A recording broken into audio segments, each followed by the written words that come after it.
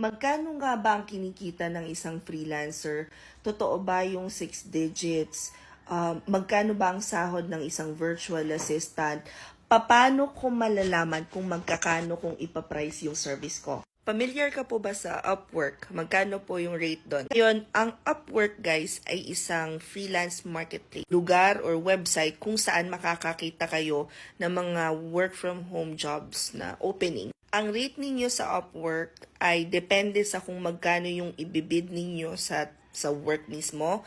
At saka, madalas naglalagay na doon yung client ng kung magkano yung budget nila. Keep in mind that if we're talking about rates as a freelancer, may 2 factors at play. Number 1, magkano ang acceptable rate para sa iyo, and number 2, magkano yung budget ng client. For the most part, yung haggling or yung negotiation ng rate, napapadagdag dun sa factors na kino-consider, of course, is yung market value ng skill set or kung ano yung gagawin mo para sa client. Now, dito medyo nagkakatalo kasi a lot of people would say, ang goal nila ay makahanap ng premium client. I think more than finding clients that paid that much, yung malaki, you need to focus on what you can offer. Pagkatapos, pagka kabisado nyo na, kumbaga na, masasabi nyo na sa sarili niyo na expert kayo or ito'y master na kayo ng skill set na yon, during discovery call or interview, kung ano man yung tawag nila, that would be the time na pwede nyong i-position yung sarili ninyo as the master or an expert dun sa kailangan ng business ng client. At pagkatapos, saka kayo magsasabi na eto yung acceptable rate sa akin. Halimbawa, sinabi ni client, ang budget ko lang per month ay $500. Pero sa inyo, alam niyo sa sarili niyo na ang pinakang limit ninyo, lowest na tatanggapin niyo is $1,000 per month.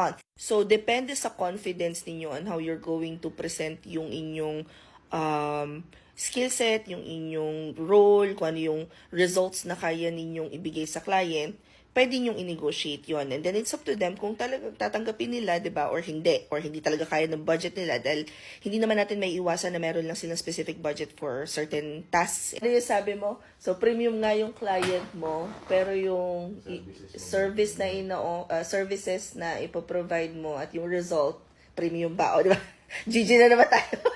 So anyway, going back, instead of doing that, ito yung ginagawa ko. Ginagawa ko na siya before, pero hindi ko na-realize na, okay, so a lot of people pala are doing this. Paano ko nga ba sineset yung parang goal ko for yung pricing?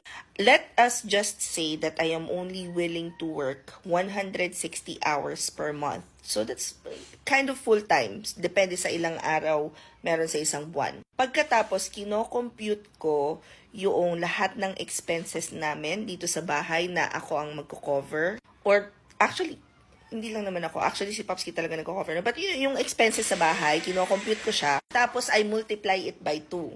Tapos, kung i-divide ko siya to 160 hours, meaning, yung makukuha ko na result doon, yun yung pinakang goal ko na rate. So, let's just say, for example, ang goal mo ay 100,000 pesos, 6 digits, diba? So, sa 100,000 divided by 160 hours, tapos 625 divided by, let's say, 53 ang palitan ng dollars, kailangan ko lang ng $11.79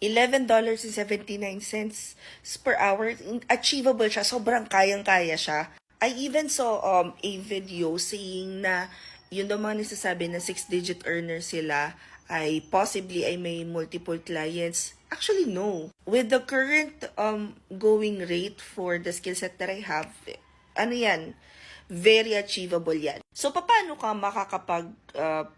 makakaland ng client na magbibigay sa'yo ng ganitong rate? Syempre, number 1, you have to master a skill set na alam mo yung masaya ka sa ginagawa mo. Kasi, kapag pinipilit mo yung isang bagay, kahit na hindi mo gusto, medyo mas parang nagiging triple yung hirap, ganyan. But, once you try to identify ano yung skill set na meron ka and based on your personality type, ano ba yung bagay sa'yo na role or task, mas madali kasi talagang makapag-push na pag-aralan mo, yung nagiging natural na lang, nagiging part na ng routine mo yung pag-aaral nung task na yon or yung nung role na yon. So, in short, just parang, in short, hindi nga short to, magsi 6 minutes na yung video talaga, Jai. Ang dami kong inaano pag-rate, no? Kasi pagdating sa rate talaga, iba-iba yung natin iba-iba yung paniniwala, iba-iba yung needs, iba-iba yung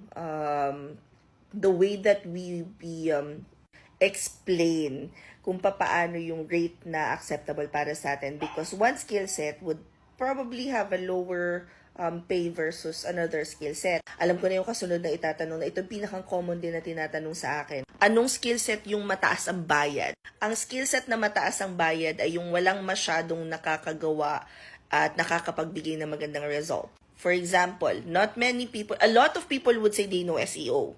But not many people can actually rank you sa page 1. And yung mga clients ngayon, aware na sila na hindi ganun kadali yung process and they have to really find someone who has the results that they are looking for. So, in short, if you want to achieve kung ano man yung goal mo na salary, number 1, hanapin mo muna yung skill set na gusto mong ginagawa. At number 2, ay bagay sa personality mo. Pagkatapos, you build on that. This is not something that you can do overnight. Kung hindi ka pa sure kung ano talaga yung gusto mong gawin sa buhay, I highly recommend you check yung aming 364-day challenge. Kasi alam mo yung step 1, step 2, mga sunod-sunod talaga yung task up until such time na lahat ng 5 different skills that you can offer as a freelancer ay matest mo na at malaman mo kung alin din yung pinakang okay ka. Anyway, I hope this helps. Comment any questions you guys have about working from home. Follow for more work from home chismis. Bye!